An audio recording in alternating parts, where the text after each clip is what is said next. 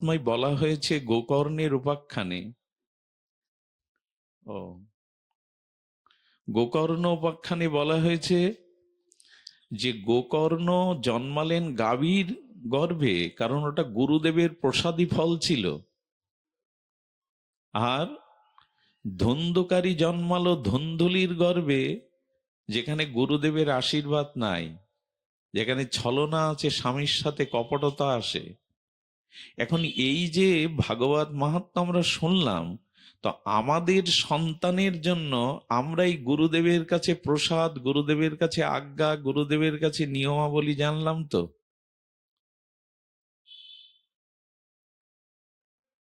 ব্রাহ্মণ তিনি শ্রীগুরুকে বলছেন আমার একটি সন্তানের জন্য আশীর্বাদ করুন। রত্নীদেব ব্রাহ্মণ, গুরুদেব বললেন সন্তান টন্তান চেয়েও না, যা ভজন করছো নিজের উদ্ধার নিজে করে যাও। শ্রাদ্ধ শান্তি করে কেউ তোমার উদ্ধার করবে এই ভরসা করো না।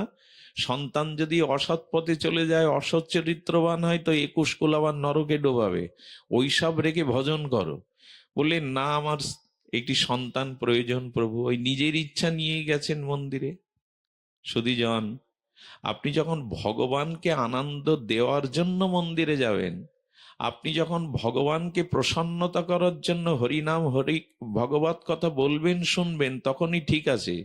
কিন্তু এইগুলিকে অবলম্বন করে যখন নিজের চাওয়া পাওয়া পূরণ করতে যাবেন, নিজের যশ খ্যাতি পূজা প্রতিষ্ঠা জগতের এটা চাই ওটা চাই, তখন প্রেম ভক্তি হবে না। এখন বলুন তো আমরা কি জন্য যাই? ওইখানে গিয়ে নিজের কামনা বাসনাই তো চেয়ে বসি। ছেলের ভালো করো, পরিবারের উন্নতি করো, রোগ সারিয়ে দাও। এই করে প্রেম হবে না। এই করে যেটা হবে ওই কামনা বাসনা চাওয়া পাওয়াই হবে। তো এই জন্য রত্নীদেব ব্রাহ্মণ বললেন যাও এই ফলটা নিয়ে স্ত্রীকে পাওয়াও। স্ত্রীর কাছে দিলেন, স্ত্রী বলল সন্তানের ঝামেলা, আমি গর্ভে পালন পোষণ রক্ষণ ওসব চাই না।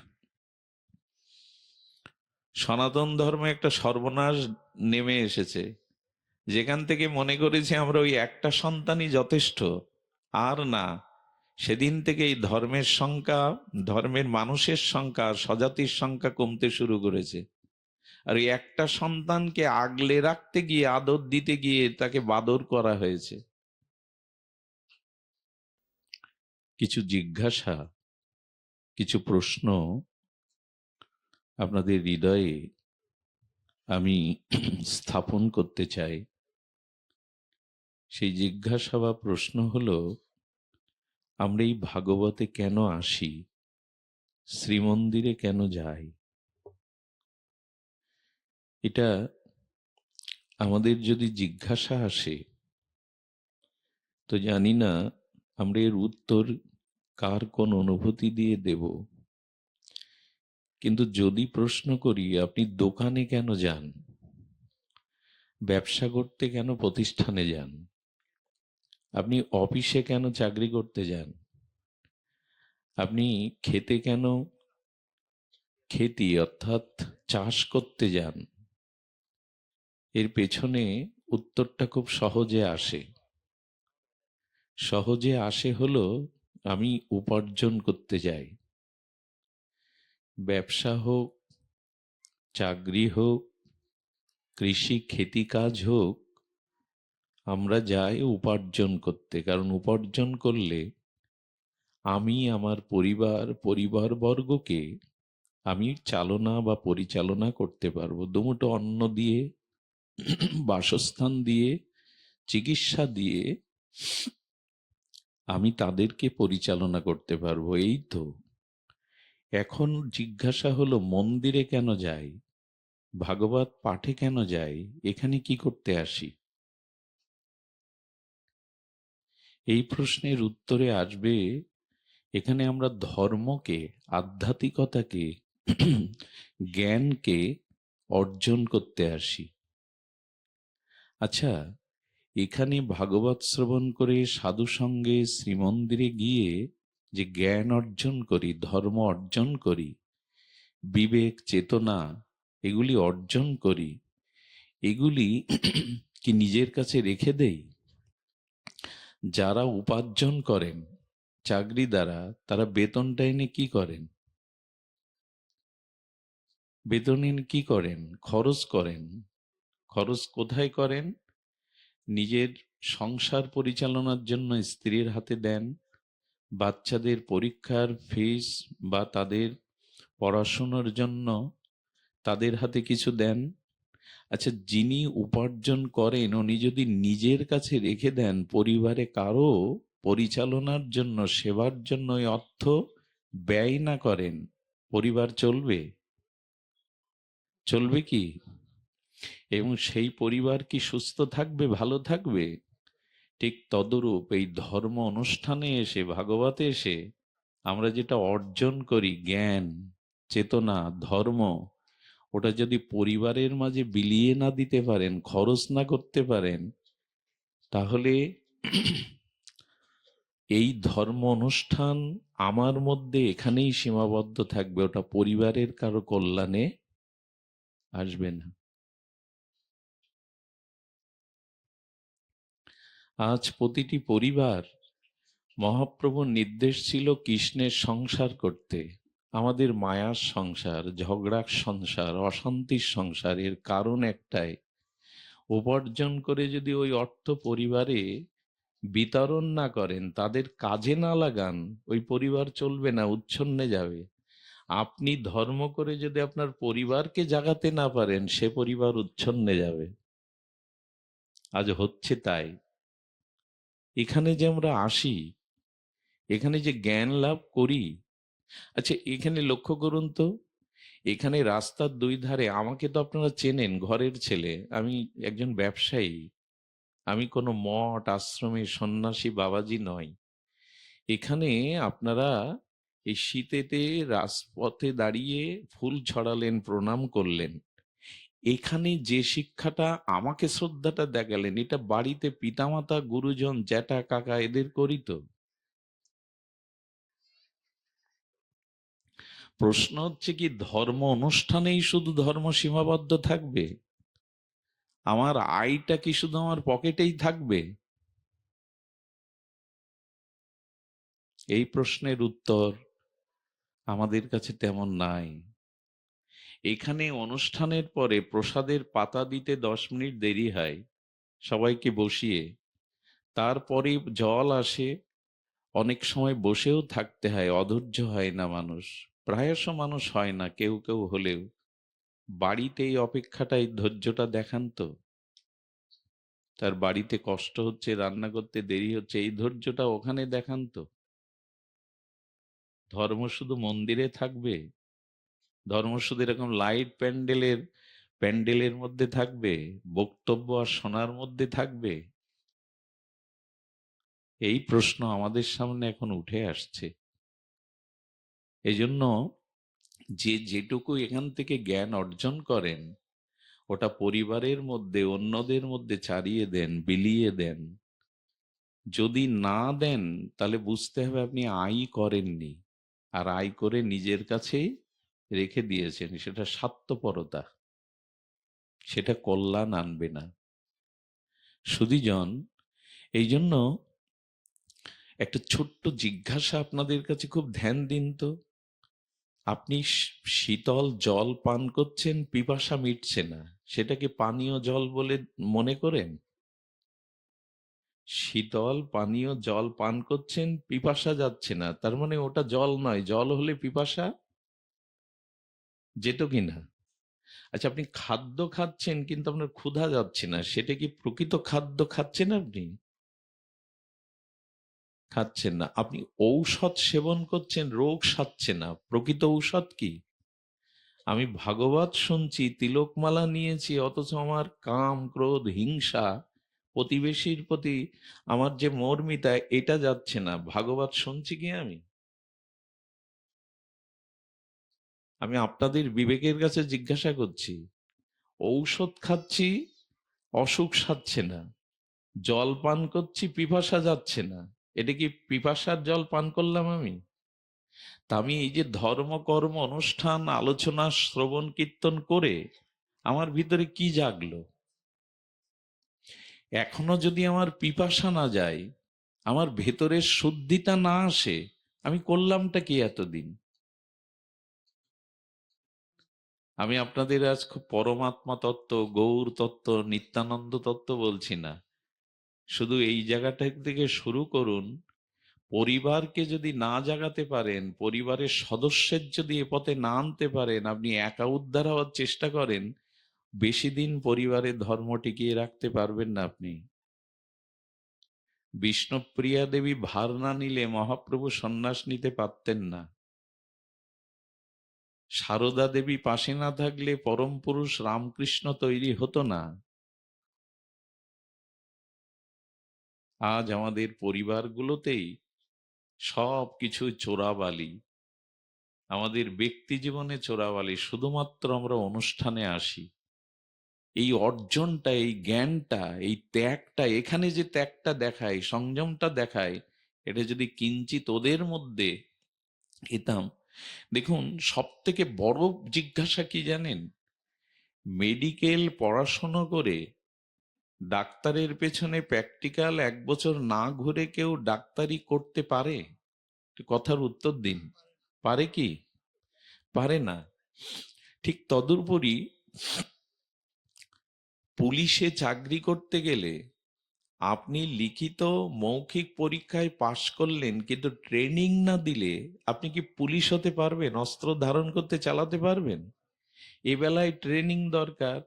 ডাক্তারের বেলায় পাশ করে হাতে কলমে করা দরকার ডাক্তারের পেছনে থেকে, তাই না? তা না হলে তাকে ডাক্তার বলবে না, রোগী মেরে ফেলবে, পুলিশ হতে পারবে না। তা আমরা যে ভালো বাবা হতে চাই, ভালো মা হতে চাই, ভালো ধার্মিক হতে চাই, এর ট্রেনিং কোথায় নিয়েছি? এর ট্রেনিং লাগে না, এর অভ্যাস লাগে না, এর চর্চা লাগে না। সেই ট্রেনিংটা হচ্ছে তো, না অনুষ্ঠান হচ্ছে? ট্রেনিং দরকার। এই ট্রেনিংটাই দিয়ে গেছে, সেটা হলো দৈন্য, অন্যকে দয়া করা, অন্যকে মান দেওয়া। এই অভ্যাসগুলো চরিত্রে ফুটিয়ে তোলো, তবে তোমাকে এই কীর্তনের অধিকারী বলা হবে। কি বলেছেন? দৈন্য দয়া অন্যে মান প্রতিষ্ঠা বর্জন, চারিগুণ গুণী হইয়া করহ কীর্তন। কি বলেছেন? আপনি না কইলে ধর্ম শেখানো না যায়, এই তো সিদ্ধান্ত গীতা ভাগবতে কয়। আমি নিজে না করলে শেখানো যাবে না, এইটাই গীতা ভাগবতের সিদ্ধান্ত। আমি নিজে আচরণ না করলে অন্যকে শেখানো যাবে না, এটাই ভাগবত সিদ্ধান্ত। সুধীজন, এই জন্য আপনাদের কাছে নিবেদন করব, আমরা যেটুকু যেটুকু আমরা এখান থেকে গ্রহণ করি, সেটুকু যেন আমাদের ব্যক্তি চরিত্রে, পারিবারিক চরিত্রে এগুলো ফুটিয়ে তোলার চেষ্টা করি, এই অভ্যাসগুলো চালিয়ে দেই। আপনারা জানেন যে আমাদের ভাগবতের মহাত্মায় বলা হয়েছে গোকর্ণের উপাখ্যানে। ও, গোকর্ণ উপাখ্যানে বলা হয়েছে যে গোকর্ণ জন্মালেন গাভীর গর্ভে, কারণ ওটা গুরুদেবের প্রসাদী ফল ছিল। আর ধুন্ধুকারী জন্মালো ধুন্ধুলির গর্ভে, যেখানে গুরুদেবের আশীর্বাদ নাই, যেখানে ছলনা আছে, স্বামীর সাথে কপটতা আসে। এখন এই যে ভাগবত মাহাত্ম্য আমরা শুনলাম, তো আমাদের সন্তানের জন্য আমরাই গুরুদেবের কাছে প্রসাদ, গুরুদেবের কাছে আজ্ঞা, গুরুদেবের কাছে নিয়মাবলী জানলাম। তো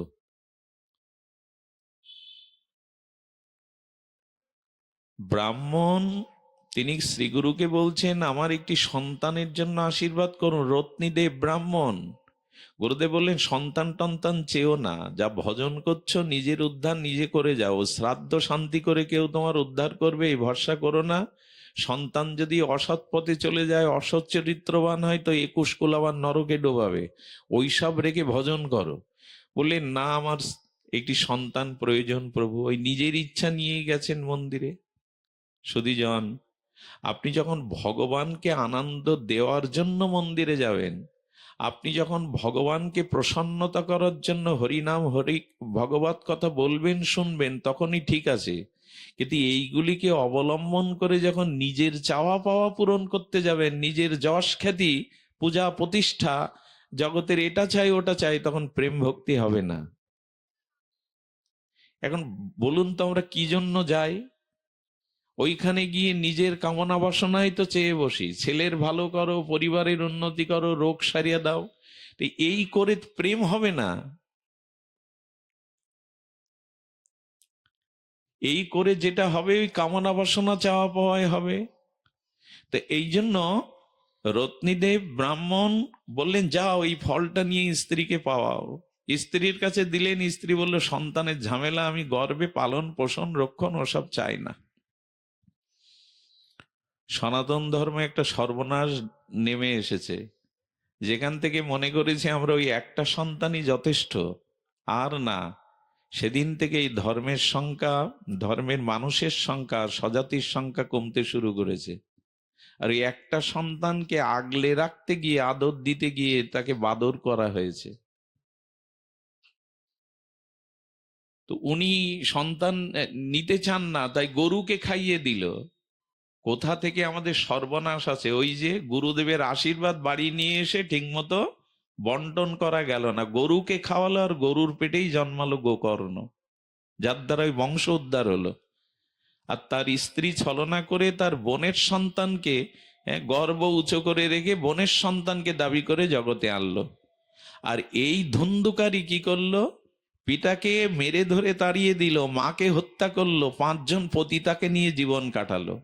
পতিতাকে টাকা না পেলে কি হবে, হত্যা করে দিল, এর আত্মা ঘুরতে লাগলো পিশাচী হয়ে, প্রেতাত্মা হয়ে। আর এই গোকর্ণ গুরুদেবের শিক্ষা দীক্ষা পেয়ে ধার্মিক হয়ে তিনি এই ভাগবত সপ্তাহ দিয়েছিলেন তার এই ভাইকে উদ্ধারের জন্য, ধুন্ধকারীকে উদ্ধারের জন্য। একটা বাঁশ কেটে এনে গোবর লেপন করে ওখানে 7 গিরো বাঁশ পুঁতে রেখেছে, যে ভাগবত অর্চনা হবে, পাঠ হবে, এক একটা বাসনা ফেটে যাবে, ওর আত্মা কল্যাণ হবে। ওই আত্মাটা ওর মধ্যে এসে বসেছে। কেন ভাগবত দিতে হয় জানেন?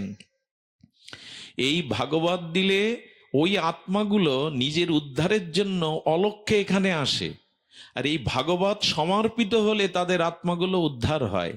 এক এক দিন পর্বে এক একটা বাঁশ ফেটে লাগলে, এই বাঁশ মানে বাসনা কামনা, 7 দিন বাদে আশ্চর্য হতে হয়, গয়ায় 108 বার পিণ্ড দিয়েছিলেন, তাতেও ওর আত্মা শান্তি পায়নি। কিন্তু ভাগবত দেওয়ার পরে, গোকর্ণ মহারাজ ভাগবত পাঠ করার পরে উৎসর্গ করলে পুষ্প রথে করে তিনি বৈকুণ্ঠে চলে গেলেন। ভাগবতের এই মহিমাই বলা আছে, আপনারা শুনেছেন, ভাগবত সপ্তাহে এগুলো আপনারা শোনেন তো। ভাগবতে এরকম বলা আছে। তাহলে গুরুদেবের কাছ থেকে যে প্রসাদটা পেলেন রত্নীদেব ব্রাহ্মণ, বাড়ি এসে স্ত্রীকে বন্টন করতে পারলেন না, বোঝাতে পারলেন না, সব গেল। ধুন্ধকারী জন্মালো, পিতা মাতাকেই শেষ করে দিল, বংশই শেষ করে দিল। এই জন্য এইখান থেকে আমরা যা পাই ওটা বাড়িতে, চরিত্রে, ব্যবহারে অন্যদের মধ্যে ফুটিয়ে তুলতে হবে। কিছু মনে নেবেন না, আমরা প্রত্যেকেই ভুক্তভোগী। আমি হয়তো আপনাদের সামনে বড় পাঠক হয়ে পাঠ করছি, অথচ আমার সন্তানকে আমি নিয়ন্ত্রণ করতে পারছি না। সমাজে সে এমন একটা কাজ করে বসবে, একদিন আমার দিকে আঙুল তুলবে, তুমি এত বড় বড় কথা বলো ব্যাসপীঠে গিয়ে, তুমি তোমার সংসার করতে পারোনি, তোমার সন্তানকে নিয়ন্ত্রণ করতে পারোনি। কি উত্তর দেব আপনাদের সামনে? এতদিন ঠকিয়েছি আপনাদের, এতদিন আপনাদের সামনে নকল সেজে অভিনয় করেছি। এই জন্য ঘরটাকে, সংসারটাকে যাতে একটু এগিয়ে নেওয়া যায় সেই চেষ্টা করতে হবে। আজ আলোচনা বাবা আসবেন, আমাদের খরিঞ্চির বাবা আসবেন, আমাদের দাদাজি। আমার বাবার নির্দেশ ছিল, আমাদের খরিঞ্চির রাধা গোবিন্দ সেবাশ্রমের আচার্য বাবার নির্দেশ ছিল, বাবা তুমি, আমার পাঠটা প্রায় 6 মাস আগে ওই যে ব্রজবিধি ওদের গৃহেই ছিল, বাবা আদেশ দিয়েছিলেন একটু ঘুরে যাবে। তা আমার একটা কথা খুব ভালো লেগেছে, কে আর বাবার একটা কথা আমি মনে হয় মোবাইলে শুনছিলাম। উনি চোখে জল নিয়ে ছলো ছলো নয়নে বলছিলেন, এই অনুষ্ঠান শুধু আমার বংশের পূর্বপুরুষের জন্য নয়, এই অনুষ্ঠানটা মূলত এই গ্রামে যারা গত হয়েছেন তাদের আত্মার কল্যাণের জন্য এই অনুষ্ঠান। কথাটা আমার খুব ভালো লেগেছিল যে উনি ওনার বংশের কল্যাণের জন্য এই অনুষ্ঠান দিচ্ছেন না, ভাগবত সপ্তাহ দিচ্ছেন এই গ্রামে যারা প্রয়াত হয়েছেন তাদের আত্মকল্যাণের জন্য এই অনুষ্ঠান। এই অবজনকে ক্ষমা করবেন। আসুন আমরা ধর্ম, জয় নিতাই গৌর প্রেমানন্দে হরিবল। উনি ভারতবর্ষ থেকে গুরু মহারাজ জি এসেছেন, বাবা মহারাজ এসেছেন, আমরা উঠে দাঁড়িয়ে একটু সম্মান জানাই। গুরুদেব আসলে উঠে দাঁড়াতে হয়। আর আপনারা প্রণাম নিন। আমি বাবার কথা রাখতে পেরেছি। আপনাদের সকলের চরণে প্রণাম জানিয়ে আমি এখানেই আমার কথা ইতি করছি। বাবা মহারাজ এসছেন, আমাদের দাদাজি